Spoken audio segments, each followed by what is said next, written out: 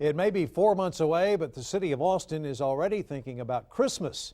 If a resolution picks up steam, it could take the free out of the Trail of Lights, at least for adults and those 13 and up on some nights.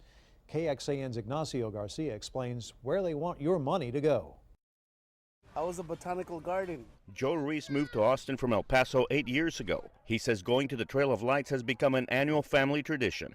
Just the creativity, the different animations that they bring along. Ruiz says the Trail of Lights is so much fun, he would be happy to pay $3 per adult on weekends. I think it's a great idea. I think everybody needs to contribute. The idea to charge $3 is part of a resolution proposed by Mayor Lee Leffingwell. He says more money is needed to cover security, cleanup fees, and staffing on weekends. Attendance during weekdays is not quite so high, but they're really overcrowded on Saturdays and Sundays. Did you guys have fun today? But Ruiz says crowds won't bother him come December 7. If it's the Trail of Lights are up, and I'm going to take my family and enjoy it, whether there's 1 million people there or there's 1,000 people there. When the lights shine on again. Ignacio Garcia, KXAN News. And KXAN is a current sponsor of the Trail of Lights. It all began back in 1965. Last year, more than 425,000 people walked through the trail.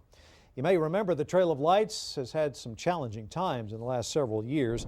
Back in 2009, it was scaled back due to city budget costs. In 2010, the event was outright canceled.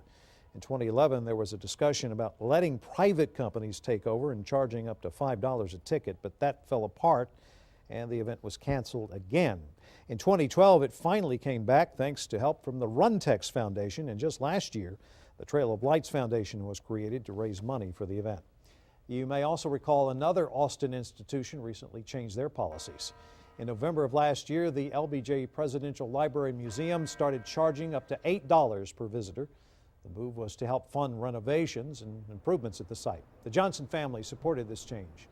It had been free for several decades before that.